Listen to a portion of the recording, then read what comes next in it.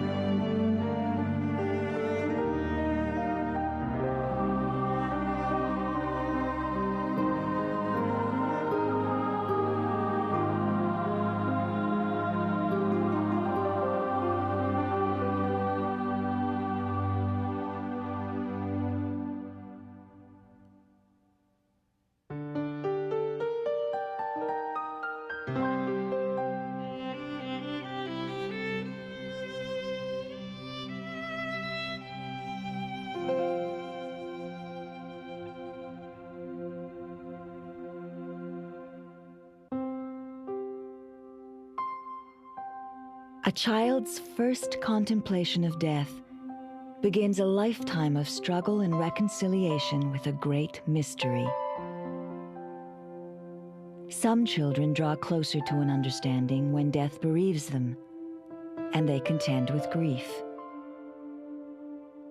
And then there are children who confront a challenge we hope to postpone, when illness forces them to face the approach of their own death.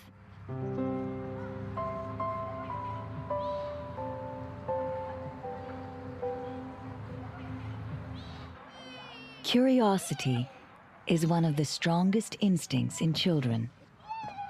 They are intrigued by death. The first awareness of death inevitably arouses a child's anxiety and imagination. The first time something really died, like that was in my family, was my mouse. And my mom and dad, they went downstairs and they tapped it and it wouldn't move. So they tapped it again and it still didn't move. So one day I was playing and it was close to supper and I went to my sister and I went, do you want to play downstairs? And she goes, no. And then Mom goes, don't go downstairs. So I sat on the couch going, but why, Rachel? I have nothing to do. And my mom had to tell me.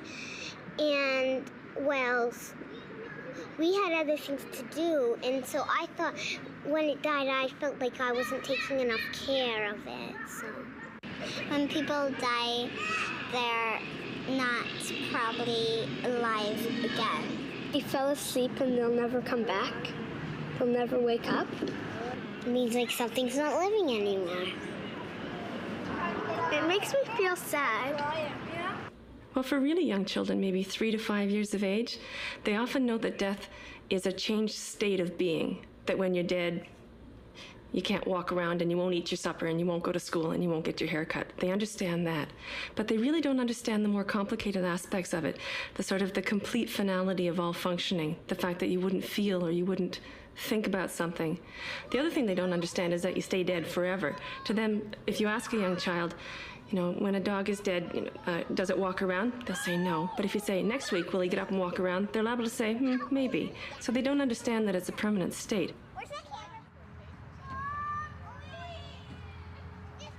As parents, we often have a frantic need to protect children from harm and protect them even from realization of death, of finality. But is it really possible to do that? Well, not in a world where leaves fall off trees and animals die. So children understand this. And maybe the surprising thing is that a lot of children's play, a lot of their thought has to deal with the absences, the disappearances, the goings away. In time, children grasp an understanding of death's overwhelming power, and there comes a point from which there is no turning back, when for the first time, death touches a child's emotions. Well, I first learned about death when probably my grandpa died, and it was sad, of course, and we got taken to school. That was the only good part. And we got to see him and we were crying a lot, and if you would take all the tears that we probably cried, it might fill a couple jars. One thing that's often a concern for parents is that somewhere between about 7 and 10 years of age, a child will often, for the first time, begin to ask a lot of questions about death. Come home from school and say, "Mommy, are you going to die? Am I going to die?" Will suddenly be very interested about death and very curious about it. Around the same time, they often start to show lots of signs of fearfulness, scared to go to bed at night, suddenly scared of the dark where they weren't scared before. And for a lot of parents, this can be a bit concerning, when in fact it's perfectly normal. When you think about it in terms of their developing understanding of death, it's at this age that they first begin to realize that death lasts a long time. When somebody dies, it's sort of like another step when they're, it's not a sad moment. It's sort of like a step to a better place, like they're going to somewhere different and they're going to a better place. And I learned that probably when I was in kindergarten or so.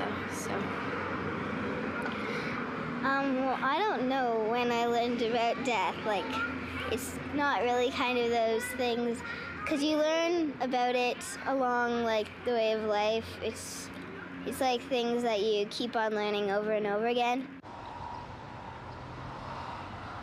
As children get older, death draws a little closer to their consciousness, and powerful anxieties can be unleashed. I guess a personal fear of somebody close to me dying would have to be my mom. I get a lot of fear sometimes that she's not taking really good care of herself. Like, she's trying, but she gets really stressed out a lot of the time, and I don't know, I keep having these thoughts, like when she doesn't come home and she's a little bit late or something from work, I keep thinking, you know, she's had a heart attack or a stroke or something, she's in the hospital, nobody's called me, you know, should I start calling? And it's always like, I mean, it happens rarely, but it's still a fear that gets to me, and it really shakes me whenever I get it.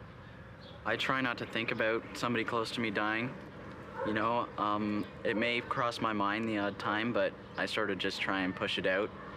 You know, I don't think I'd be able to really handle somebody close to me dying, like especially somebody in my immediate family, you know. I think if it was their time, you know, as long as they had a long life, that would be fine.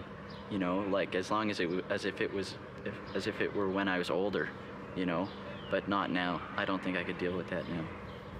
It wasn't until my grandfather died when I was 10 that I realized that, like, people do get old and people do die, and that, like, maybe one day my parents will too, but it doesn't seem like it's gonna happen anytime soon. You know, I mean, like, it could, I know, but it just doesn't seem realistic. For some children, death is not a subject of speculation, but a reality with which they must grapple. They can find a haven at Canuck Place in Vancouver.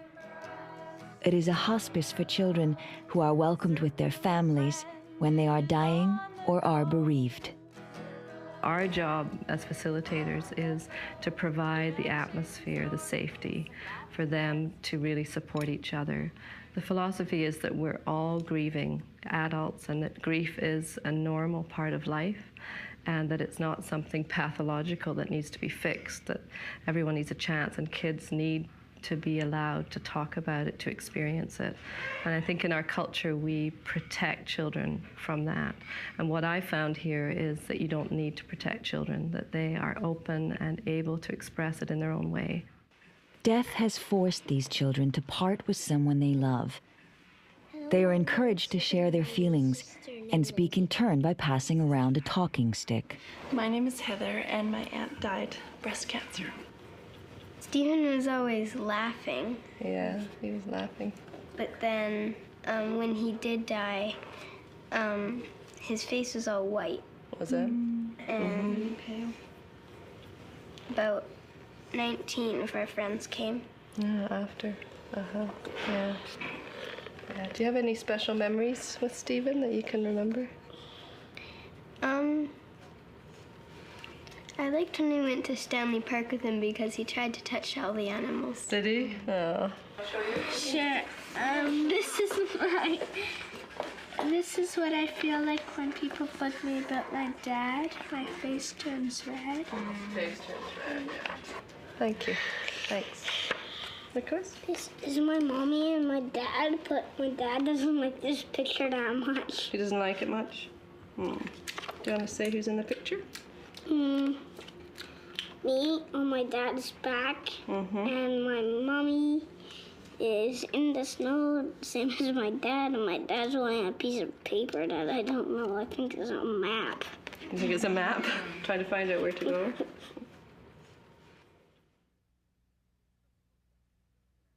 Some people consider our family kind of really mixed up. In 6 years, my mother died, followed by my wife, and a year later, my mother-in-law. The significance of the last two are for my kids, in that my wife was sick with cystic fibrosis for a year, and her mother helped raise my children. So her dying a year later was quite a tragic thing for my children, and they just were starting to grieve with one and then have this upon them. My grandma died from cancer, and my mom died from cystic fibrosis. But I don't know where my grandma died or my mom died. You don't know where? Okay. Was your mom sick for a long time? I think so. Yeah, what do you remember about her? That she was nice. Yeah. And I flew a kite with her. You flew a kite with her? Yeah. Do you remember anything else? No? Okay. What about your grandma? She used to let us see our birthday presents. She let us pick them out. She let you pick your own birthday present out? Wow. Before, so you knew what it was? Yeah. He understands. He knows what death is. He can talk to adults about death a lot better than most adults can. He's very open and realizes that everybody dies eventually. It's made him a very sensitive child. And talking with the other group members, it seems like their kids as well can read people's emotions a lot better than most kids. How do you think having a mum die has affected you? How do you feel about that? Sad. Yeah. Feel sad when you think about that? Yeah. Yeah. What about the rest of your family, your dad and your sister? How do you think they feel about it? Sad too. Yeah. They miss her? Yeah, I know you've told me that you miss her. Yeah. You think about her sometimes? Do you think about your mom sometimes? Yeah. Is there anything you worry about? Yeah, getting a new mom. Getting a new mom? That worries you? This group is so important for these kids in that they're different. They realize they're different, and at school they see that, you know, their families are different, and they want to be a part of it. They want to be normal children, and they're not at school. So they come here, they meet these other kids that are in similar situations, and it's precious to them. It's like they're separated from the outside world and they feel like they belong. Teenagers who are bereaved are struck at what is already a fragile time, when they are forming a sense of their own identity. When a death sets them apart from their friends, their isolation can be intense. Here, they can share their grief. My name's Katrina, and my dad died in May of this year.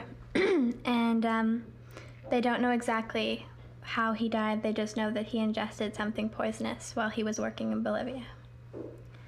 And my last 2 weeks have been really stressful, actually, because we've been coming to the end of the term. So I've had tons and tons and tons of homework to do. And I guess with all that, I've sort of forgotten what I'm going through, you know? And it'll sort of hit me sometimes. And because things have been going so smoothly, I sort of try to avoid those times when I'm going to be sad, you know? Often they become very isolated, and I've watched how teens, they shut down often.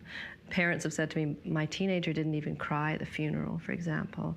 And I talk to teens about it. It's almost like a switch inside that they turn off to their feelings because it's so painful for them. And they don't know how to be sad or angry because they don't want other people to see them that way. And so it becomes a very internal process. And often when I talk to teens, they say, well, I cry myself to sleep, but nobody ever sees me.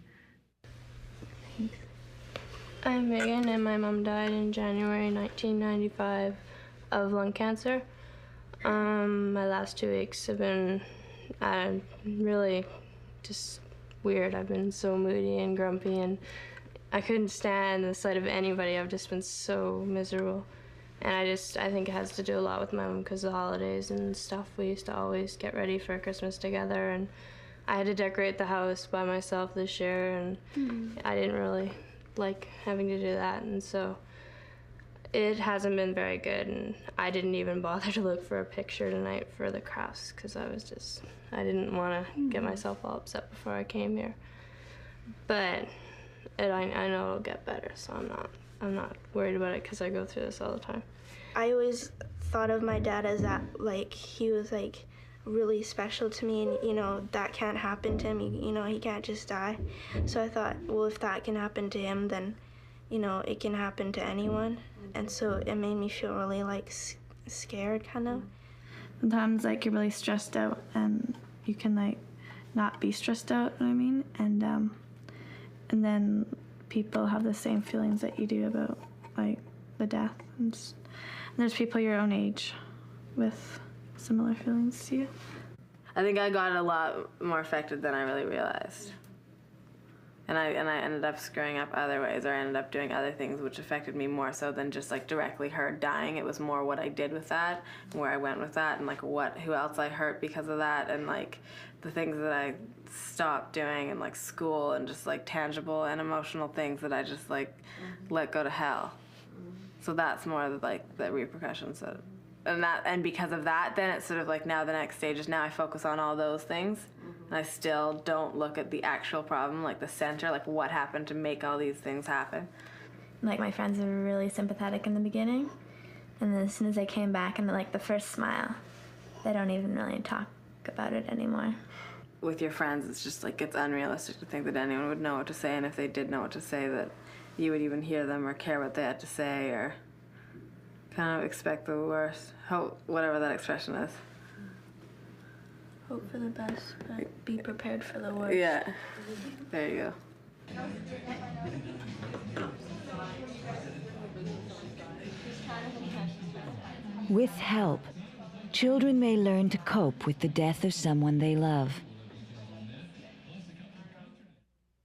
Then there are children whose illness has made death a looming presence. I think that the child's awareness, as at every other point, starts from within the body, and the fact that they know their body isn't getting better, to the fact that what treatment regimens were recommended often with great hope, that those are dwindling, and that they are hearing things like, we don't have other options to try. They see again and pick up the emotional cues around them. An example with a 12-year-old child who had always been very talkative and very engaged with everybody, family, staff. And in the last few days of her life, when I went in one day to see how she was, and I said, "How are you feeling? Does anything hurt?" And she said, "My heart." And I just looked at her and I said, "Your heart?" And she just looked back and she said, "My heart is broken."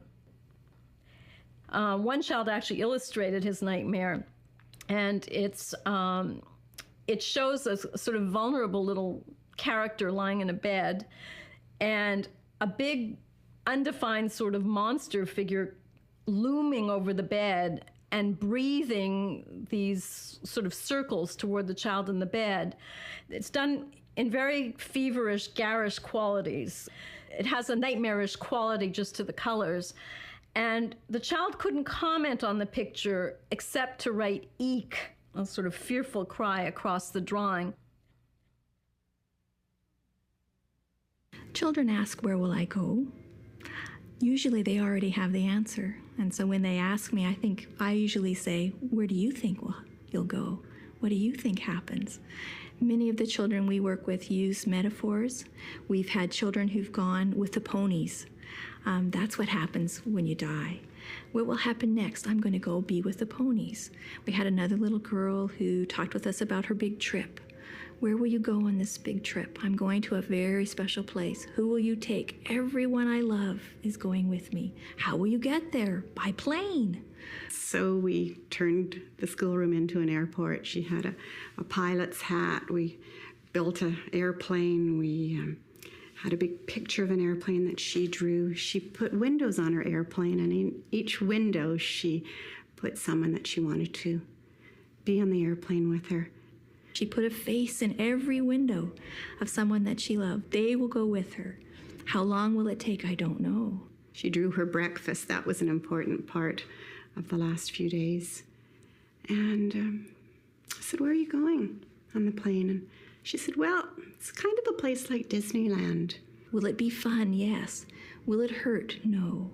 No more owies, no more pokes, no more pain. It's a beautiful place.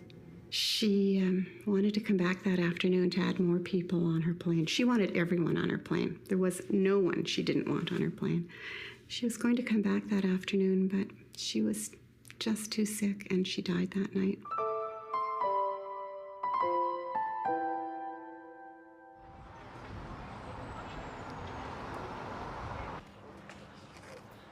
Most people just live their life to the best possible ability they can. It's not like you go, oops, I made a mistake, I better fix it before I die or whatever. But, mistakes and stuff like that are a part of life, and you can't really get through your life without making the mistakes. And,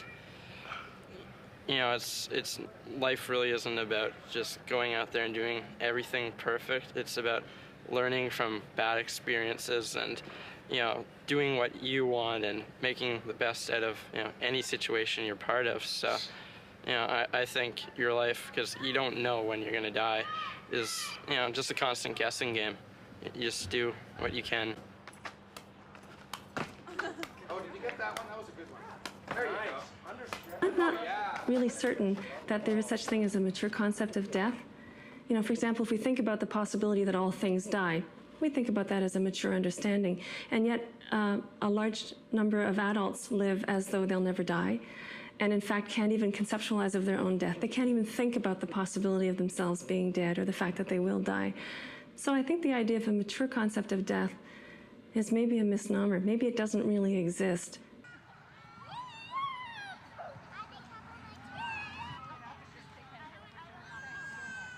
So it's late in the afternoon, and David's had a long day for a 4-year-old. He comes into the living room, and he's carrying his blue Banky, the one with the silk edge on it. He sits down next to me, and this is what he says. You know, Dad, someday you're going to be all dead. And I say, yes, that's right. And he thinks a while longer, and he's working on it still, and he says, and someday Mom is going to be all dead. And he pauses again. In my mind, I'm thinking, well, there's myself, my wife. The next person would be him, but there's also his little sister. He thinks for a while, and he says, and someday Cynthia is going to be all dead. Yes. A longer pause, and someday I'm going to be dead. He's speaking of himself. And he pauses again. And then he looks at me and says, someday everybody's going to be dead. Yes. He thinks about it again and says, that's sad, isn't it? He says, hey, Dad, put your thumb in your mouth and rub your big toe along the silk. Makes you feel better.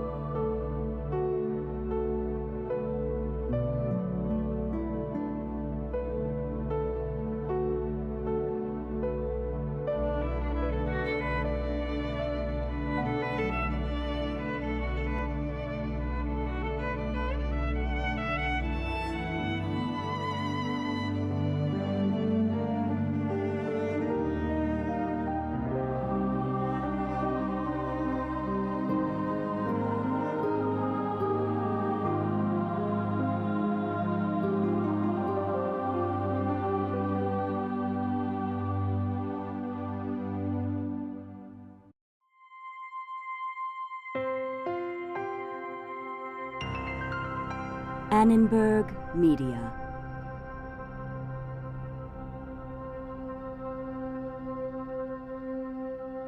For information about this and other Annenberg Media programs, call 1-800-LEARNER and visit us at www.learner.org.